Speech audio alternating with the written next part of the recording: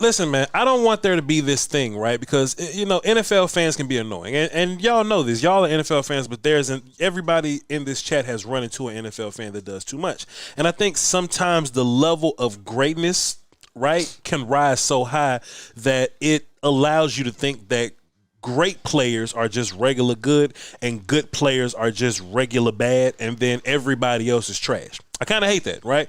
I was talking about just on a social media machine, Twitter, just doing my thing, daily updates. Check out me and Will's Twitter. And I was talking about Anthony Brown. I was like, yo, Anthony Brown is so fantastic, bro. He's probably been one of your best defenders on the team.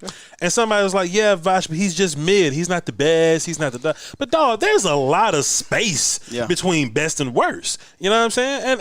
And I think that's because you look at the best of the best sometimes and you go from that. You have to completely separate some of the best guys. And I think we're going to really talk about that today, guys that outplay their class or outplay their position on the depth chart, right? We get a Micah Parsons, right?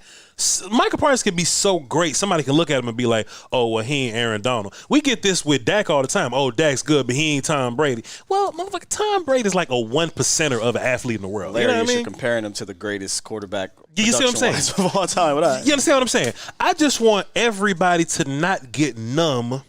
Get your button ready. I want everybody to not get numb to greatness. Trey Diggs got 11 picks last year, and we just like, so what? He broke a fucking record. Like what are we doing? What are we doing? Don't get numb to greatness. Nope. You understand? Shouts out to A-Run dropping the deuce. How is Kelvin starting for We'll talk about it. Save your question. I'm watching team drills today, right? Mike McCarthy promised that he was going to ramp everything up, right? He did. The last two practices, shout out to Mike. phenomenal. Yes, Mike McCarthy ain't lied to you. Nope. Mike McCarthy hadn't lied one time. He said we're going to ramp up practice. They're doing physical type drills. They're tackling. They're being tough. We're getting real life situation drills. It was a great practice today.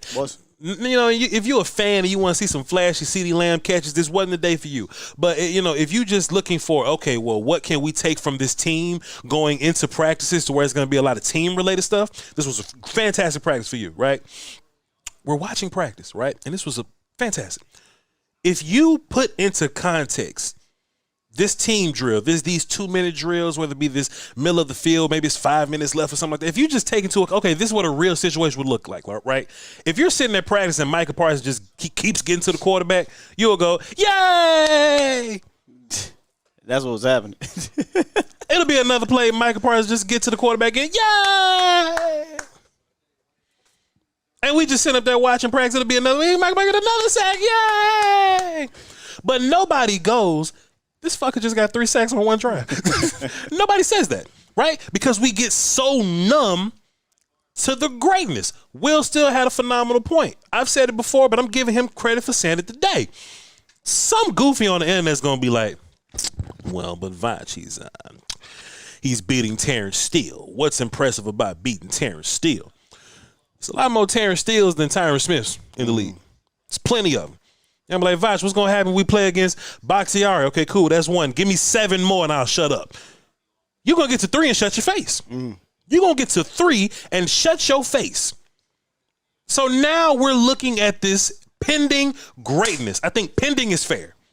We got pending is fair. Yeah, it's early. It's early. Pending is fair. We saw Micah Parsons take over a team drill. We saw him do it. And if you just kind of run down the guys that we're gonna play against the Buccaneers, and Tristan Wirfs is over there. I like my guy. I like him against any. Let me emphasize this: right tackle. We gotta talk about that too. Yeah. We're gonna run into Lael week 2. He out of practice now. Lael ain't just gonna roll out the bed, deal and do nothing with Micah. No. What I like about this defense, right? Let's just say we take away Micah Parsons right now. We've risen the floor of the defense, right? Micah is mostly responsible for the ceiling of it, for the cap of it. Like, we can be amazing because Micah's here. Right. We can be top 3 because Micah's here. But if you take away Micah, we've raised the floor of it. Right, sure. like we've okay. That's an excellent point. If Michael was here, okay, Osa, Neville, DeMarcus Lawrence playing an entire season, shit like that. Anthony Barr is gonna get into the fold. Leighton Vander Esch plays better when his D line is better, and the D line is better. Chauncey's more fit for what we're trying to do. The floor has risen. and then you take that Micah Parsons that you just took away and you put that motherfucker back in there. What does that do for your greater good, Will Steele? We cannot be numb to greatness. You want to know another point I thought of? You go ahead. I'm going to try to fix something real quick. Well, Voch, Trey Diggs got 11 interceptions this year. He's not going to get his hands on that many passes next year, Voch. You know something I thought about Will Steele? Trey's rookie year, he got 14 pass deflections. 3 picks. That could have been team, Eagles. That could have been interceptions, right? Yeah. Trey Trey is just a getting my hands on the football guy.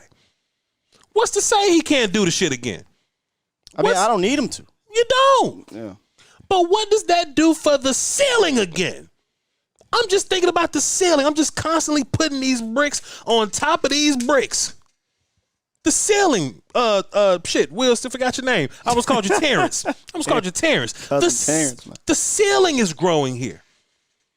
We was talking about Mike Nolan and shit. What was that practice? Talking about Mike Nolan. Like, yeah, D-Law is going to be this. D-Law was standing up 60% of the time under Mike Nolan. And that is all. We're going to get... Griffin's going to drop back. Don Terry Poe, hey, dog, I'm need you to take that hook route. Don Terry Poe is in space, right? We looked at Tristan Hill. Yeah. What's Tristan Hill doing at defensive end? That don't make sense. Yeah, but this is a good thing. We're not talking about like we're not saying that. Yeah, well, no. We're saying Dan Quinn's doing shit that fits. What Dan Quinn is trying to do with Tristan out there, if I may guess, is get him a running start, because when Tristan get a full head of steam, he's like a bull in a china shop. Yes. Yeah, that's a strength. But we just mixing the dominoes here. We just washing the dominoes here. We washing the dominoes. We gonna give Dan Quinn a hand, and whatever hand. We're gonna boom, boom, boom, boom, boom, domino. You know what I'm saying? And you just throw Micah on top of that. I don't want us to get numb to the idea that this dude is our Aaron Donald. This dude is our Myles Garrett. This dude is our War Daddy. This dude is that for us. You know what I'm saying? And all I could think about, Will, still as practice is going on, I'm clicking my pen that don't exist. My nerves is bad. I'm just tapping on the bleacher with my foot. I'm just going, this motherfucker can really carry this team and his defense by himself. His defense for sure. Jimmy Garoppolo can go to a Super Bowl with the right situation. We up here talking about the wide receiver room, and to be fair, the wide receiver room could use some help. We're talking about that, right? But can this defense be good enough? I don't even want to use that term anymore. Good enough. You know what I'm talking about? And again, you know, I said this earlier. I think I'm already drunk off the defensive Kool-Aid. I would fully admit that. But if they don't play somebody else, I'm going to be passed out, blacked out, drunk, unless they go line up somewhere else, because I've seen enough of this defense against our own offense. I need to see something else, Voch. I truly do, or you're going to have to drive me home. It's time. Like you know, it's just you've gone through your offseason rigmarole and you're just like, yo, it's time now. Yeah. It's time to like figure this thing out.